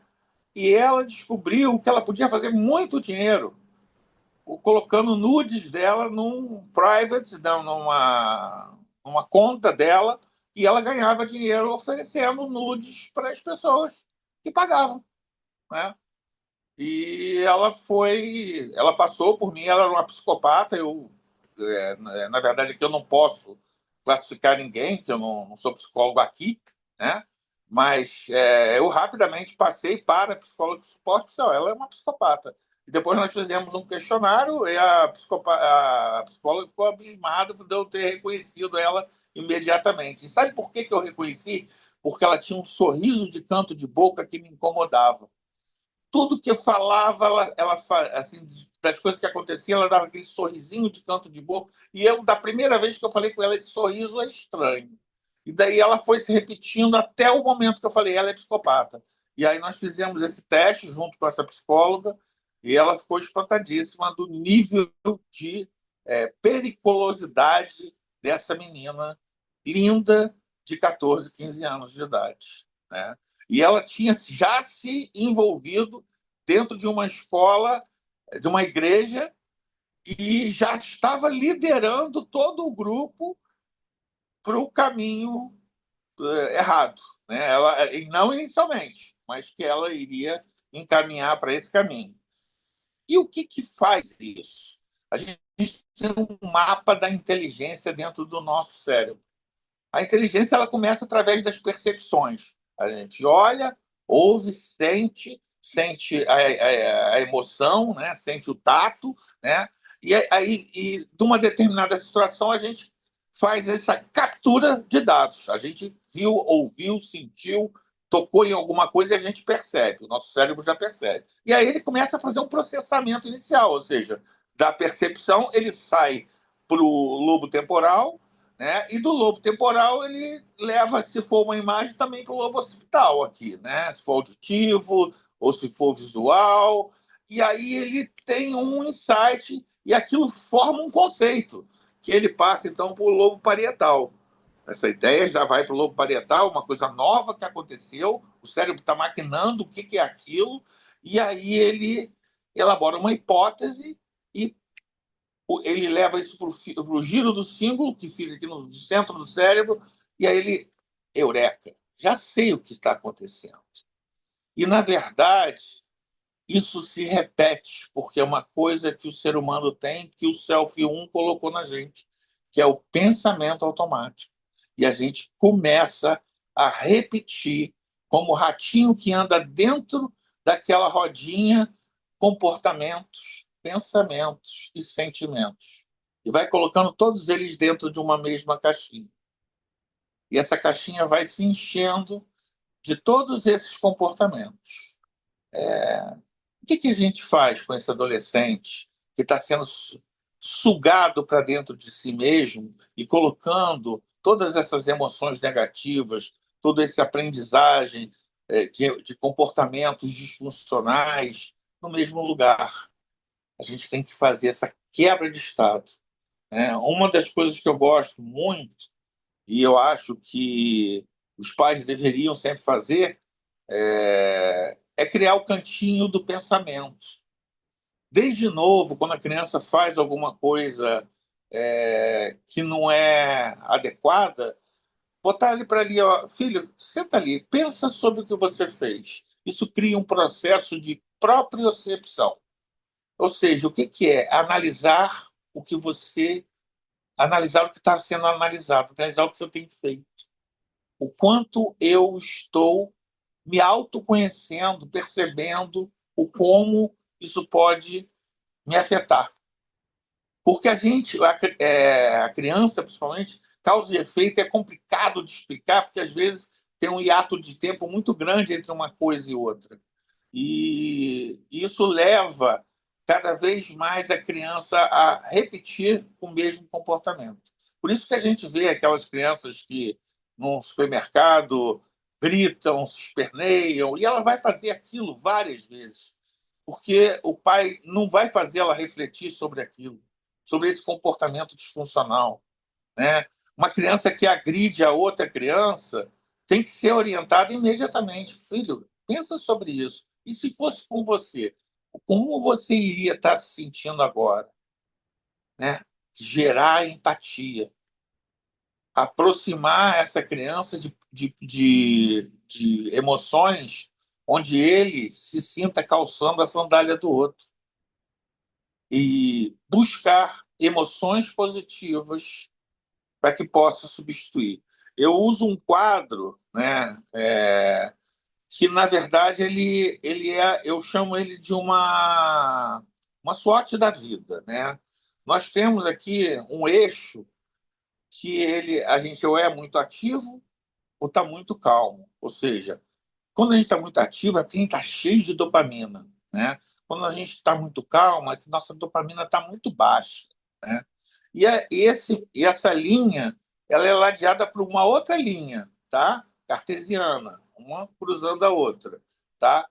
Onde aqui está a serotonina baixa e ela trabalha com emoções negativas. Normalmente a tristeza é o fundo o fim dessa corrida aqui. E o outro lado, a alegria, né? Dentro desse primeiro quadrante aqui, onde nós estamos, ó, nesse primeiro quadrante, nós estamos aqui muito ativos, né? E com uma emoção positiva alta, né? É o nosso quadro de desejos, né? Ali estão os nossos desejos. No quadro de baixo, nós estamos também com emoções positivas, mas a nossa dopamina está baixa, a gente está com pouca energia. Então é o quadro zona de conforto, de satisfação. Nós estamos satisfeitos, mas aquilo não é o suficiente. No outro quadrante, no terceiro quadrante, desejos, satisfação, está a frustração, porque nós estamos calmos, nós estamos sem energia, mas nós estamos com emoções negativas. E ali vamos chegando ao fundo do poço. Que na ponta desse quadro ali, ó, no quadro do desejo, a ponta é a euforia, né? Que aí você está querendo tudo demais. No quadro da satisfação é a acomodação. Não quero me esforçar, tá tudo bom, tal. Tá mais ou menos, mas eu estou levando, né? Mas quando a gente chega no quadro da frustração, a ponta é a depressão, porque a ansiedade está ali no meio, forte. Você está frustrado, os seus desejos não acontecem, você não está nem mais satisfeito. E o que você pode fazer? Você pode passar para o quadro de cima: desejos, satisfação, frustração. No quadro de cima tem a insatisfação. Não sei se vocês assistiram aquele filme Divertidamente, o 1 e o 2. Se não assistiram, recomendo que assinem. Eu sou fã, inclusive tenho todos os bonequinhos. A raiva foi o herói do primeiro filme. Não foi nem a alegria nem a tristeza, porque a raiva é a ponta da insatisfação. É ele, é esse sentimento, é essa emoção que não é vergonha ter raiva. É o que você faz com a raiva é que pode se tornar vergonhoso ou não. Mas a insatisfação é um ponto, é o fundo do poço. Mas o fundo do poço é o lugar mais firme que você tem para apoiar e pular e sair dali. Então, na verdade, eu considero isso ali, esses quatro quadrantes, como o quadrante da vida.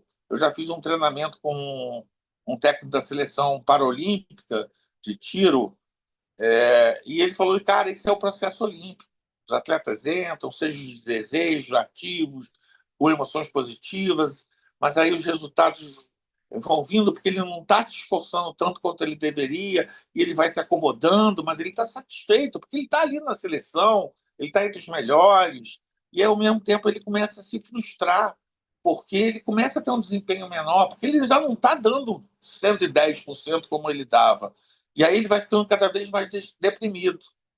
E aí ele volta a andar, ele fica insatisfeito, ele está com raiva, ele está buscando todo essa emoção de novo e ele volta novamente para os desejos. E ele começa a dar 110%.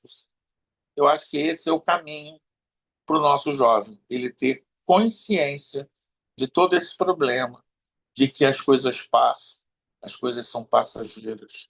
Os pais os amam, mas vão ter que cobrar. Alguns até nem cobram. Esses são os piores, né? Os que deixam passar, os que criam tiranos, e vão se esbarrar, vão se chocar com a sociedade e vão acabar agredindo outros, fazendo bullying com terceiros, vendendo droga para outros, sendo líderes negativos. Então, hoje, a nossa juventude, ela tem a chance de, se bem conduzida, se for bem orientada, se recuperar dessa situação, começar a dar valor às coisas mais reais, mais dentro da nossa vida, sair um pouquinho dos celulares e trabalhar um pouco o desenvolvimento de si mesmo. Mas para isso eles precisam de pessoas que coloquem eles dentro de um processo de consciência. Acho que eu termino aqui. Obrigado. Maurício, que fala magnífica. Obrigado. Nossa, muito bom. E a gente precisa ter esse olhar para dentro de casa, precisa ter esse olhar para o adolescente. Sem dúvida. Às vezes, né, aqui na sala temos os pais, talvez com crianças pequenas, e a gente pensa muito só nessas criancinhas e esquece que elas se tornarão adolescentes. Sem dúvida. Então, eu costumo falar que a vida da gente é igual um mosaico. A gente tem várias oportunidades de escutar, de obter um conhecimento. Talvez não é para agora, mas vai Sim, chegar uma hora que eu vou pegar essa pedrinha e vou colocar no meu mosaico. com certeza. E isso aí faz uma diferença muito grande. Pessoal, eu vou. Isabel quer fazer uma pergunta. Pode É fazer, uma coisinha Isabel. ligeira, é só um acréscimozinho desse perfil que Maurício explanou assim com maestria sobre da depressão, não da depressão, dessa raiva, é o que move muito aqui o perfil dos nossos serial killers. É quando eles têm essa raiva e algo que se processou, bullying no trabalho ou de algum familiar e depois vem. Eu já tive uma mãe que reportou que o filho tinha uns 3 ou 4 anos de idade, não mais do que isso, é, pôs o seu animalzinho de estimação dentro do micro-ondas. Eu já tenho ali um serial killer em Com potência. certeza. Me Isso assustou aqui nos bastante. Estados Unidos tem que ser É tipo, denunciado ao FBI. Quando crianças maltratam animais, o FBI pede que por eles causa do sejam perfil, indicados até para dar suporte emocional desde aquela idade. para vocês verem, né? Pequenas coisas assim que às vezes podem passar despercebidas. Ah, ele fez uma maldadezinha, mas não, ali já tem um perfil. A doutora psiquiatra que está aqui, né, a doutora Fabiana, ela pode até nos reforçar em relação a isso. E é Sim, ela e que tem vai, uma. Perdão. e é ela que vai falar agora mesmo, Isabel, Pronto. que vai pegar um gancho nisso aí, e vai nos trazer muita coisa boa. Doutora Fabiana, com você agora. Obrigada, boa noite a todos. Eu queria até comentar agora, né, que tem uma série que é muito legal, acho que vocês já conhecem, né, Adolescência, que passa, se eu não me engano, na Netflix. Eu assisti, achei assim fantástica, né, para uma reflexão assim da nossa sociedade mesmo, e se encaixa muito no que o Maurício abordou hoje. É extremamente importante. A adolescência, na verdade, ali para mim, é a fase que a gente precisa ter o maior olhar, o olhar mais atento para o nosso filho, para o nosso próximo, enfim. É uma fase aí bem, né, especial para que a gente tenha esse olhar direcionado. Verdade. Então, gente, eu queria me apresentar. Eu me chamo Fabiana Santos, eu sou médica formada pela Universidade Federal daqui do Amazonas. Eu atuo muito também, atuo junto à Justiça Federal daqui do Amazonas e também o Tribunal de Justiça, com demandas periciais, forenses na área da psiquiatria. Tenho aí uma vivência muito grande com o transtorno do espectro autista, com os familiares, enfim, com toda essa demanda. E hoje eu vou estar abordando sobre também a prevenção do suicídio em pessoas com autismo nível 1. né? A gente sabe que o nível um talvez seja o nível que a gente tenha maior dificuldade em diagnosticar, em verificar, porque ele é algo que às vezes passa desapercebido entre nós, entre os pais, entre a comunidade, e a gente precisa desse olhar bem atento, porque eles são uma população vulnerável e é, é extremamente perigoso, né, a incidência do suicídio nessa população. Então, assim, eu gostaria de focar nesse grupo, né? Que muitas vezes, como eu falei, é um grupo invisibilizado, são pessoas que sofrem em silêncio muitas vezes, elas não sabem nomear o que elas sentem, também têm a dificuldade ou não têm o apoio da família, da escola, dos serviços de saúde, da comunidade em que ela está inserida. Então, eu gostaria que essa conversa fosse leve, né, informativa e, acima de tudo, prática, para que a gente ponha isso em prática no nosso dia a dia, porque a gente tem o hábito, né, de estar sempre conversando e alertando, mas se esses nossos alertas e essas nossas conversas não partirem para nossa prática do dia a dia, elas de nada irão valer, né? Então, eu quero deixar isso aqui bem explícito, que o Setembro Amarelo, para mim, ele é um mês de reflexão, mas ele é um mês também de esperança, né? Que é quando a gente clica nessa tecla e a gente começa a dar uma visibilidade para a nossa sociedade.